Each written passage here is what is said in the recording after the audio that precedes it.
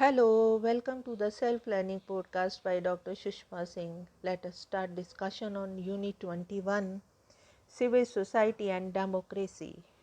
And our topic is the democratic dangers of civil society. Civil society's contribution to democracy in domestic as well as global governance is well placed in context. But here it must be noted that civil society might in certain ways actually detract from democratic governance of international relations. In these situations, it is not that civil activities fail to realize their democratizing potential, but that they in fact obstruct popular rule. Seven general negative possibilities can be identified.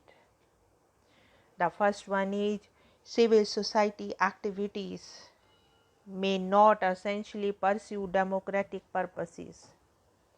Though the term civil society at the outset seems to convey elements of civility and virtue, but in practice, voluntary associations do not ipso facto have the promotion of democracy on their agenda. On the contrary, elements of such organizations may engage themselves in subverting democracy. For example, some civil organizations can work to promote their private party interests and privileges. The destructive groups' engagements in promoting racism, ultranationalism, and religious fundamentalism work contrary to the democratic rights of others. Those parts of the Islamic sector that are politically relevant, such as Muslim Brotherhood, have not pushed for democracy in a comprehensive fashion. The second one is civil society might draw away from democracy if its efforts are poorly planned and designed or executed. If the said activists function without understanding the institutional arrangement of governance, they could cause real harm to the very objectives of their organization. Even academicians may fail to link their theoretical models of universal application of democracy to empirical evidence and political exigencies of that particular area. The third is ill-equipped government agencies cannot hurdle civil society inputs. Regulatory bodies may lack relevant staff, expertise, adequate funds, suitable procedures, or the necessary receptive attitudes to take advantage of the benefits on offer from civil society.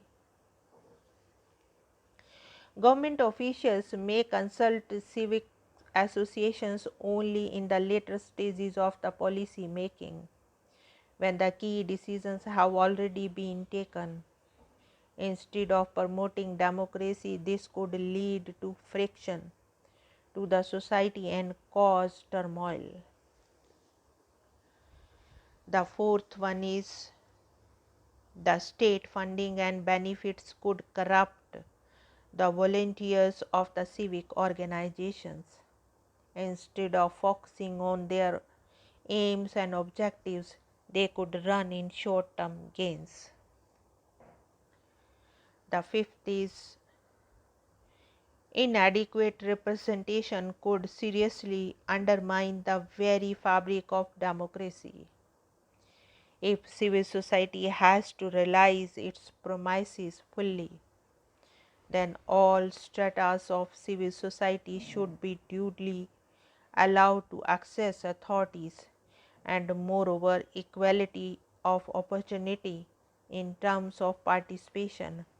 Otherwise, civil society can reproduce or even enlarge structural inequalities, and arbitrary privilege is connected with class, gender, nationality, race, religion, urban versus rural, location, and so on. The sixth is civil society's concern for global democracy could be insensitive towards the local cultural practices. Here, civil society may not respond to all of the context of local population. In particular, there is a danger that civil society in the South and the former communist ruled countries could come under the strong influence of Western styled, Western funded NGOs led by the westernized. Such campaigner might criticize prevailing conditions of global governance.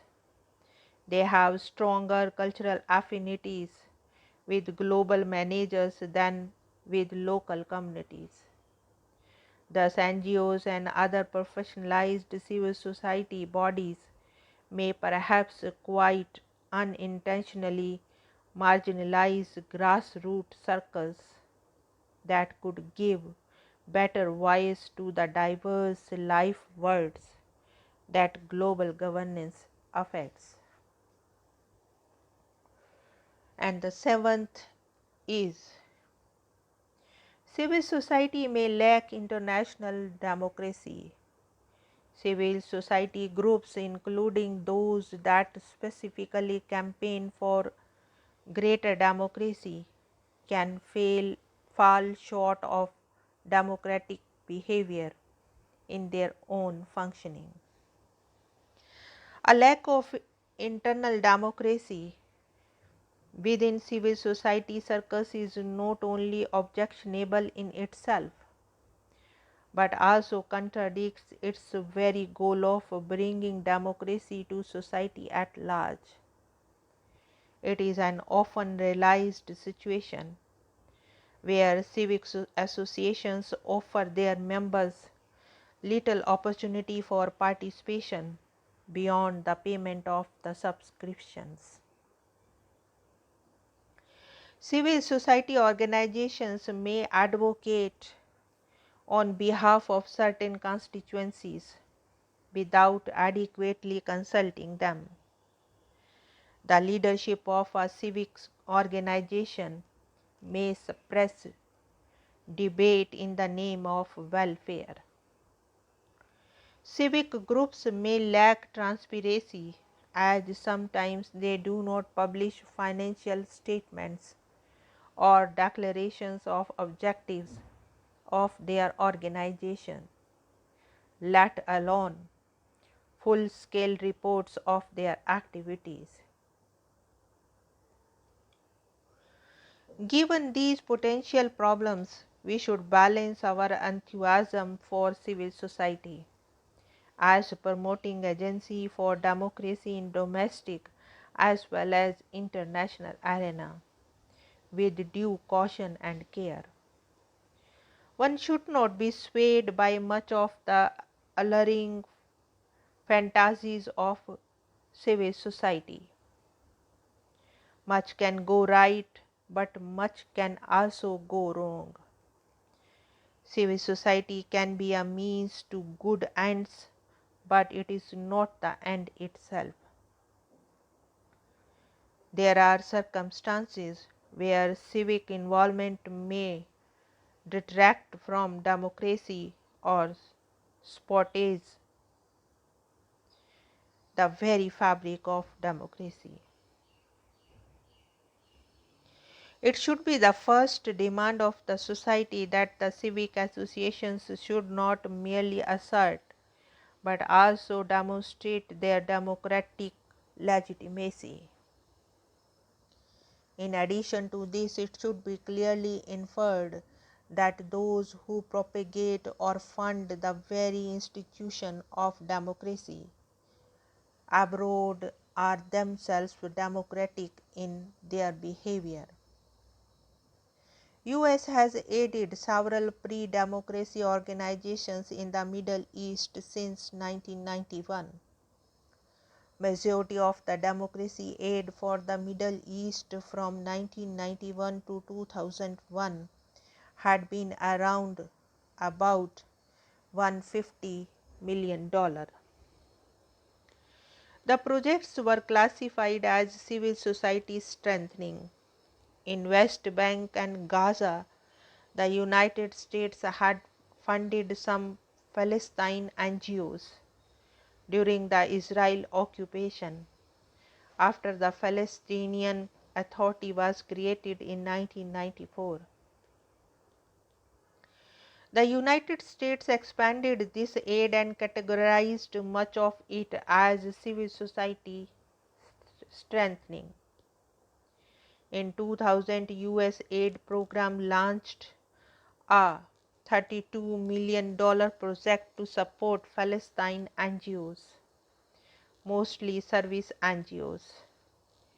In Lebanon, US aid programs spent several $1 million to assist community-based service NGOs during the 1990s. Aiding civil society was the leading element of US efforts. Promoting democracy was not the only rationale for these projects. In Egypt, the United States believed that giving private groups an expanded role in development would advance its larger policy goal of economic liberalization. In the West Bank and Gaza, the United States hoped to generate popular support for the Oslo peace process by helping Palestine NGOs improve living conditions under self-rule.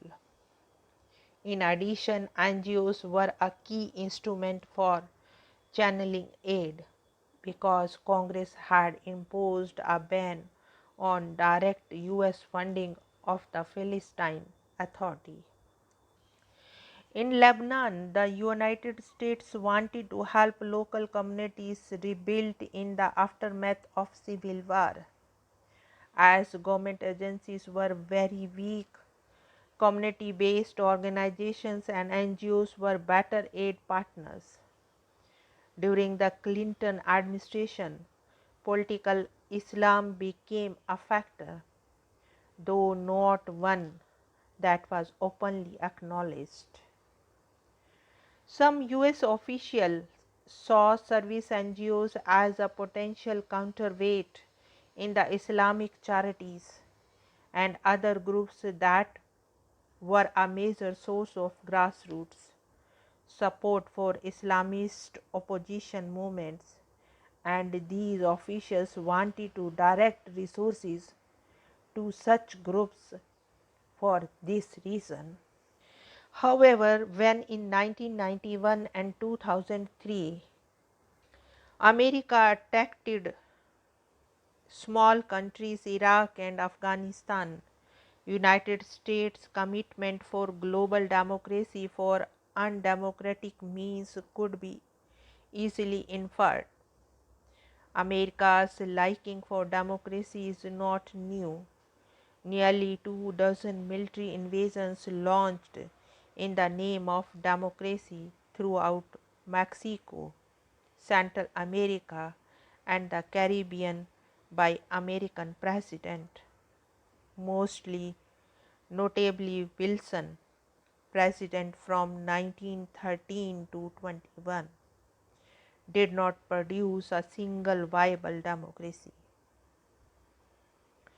Most instructive still are the most recent instances in which the United States has forcibly removed dictatorial regimes with the implicit premise of creating democracy. Panama in 1992, Haiti in 1994, and Afghanistan in 2002. None of these experiences can be held up as examples of successful democratizations. Now let us wind up the session and take rest. Thank you very much for engaging yourself with a self-learning podcast.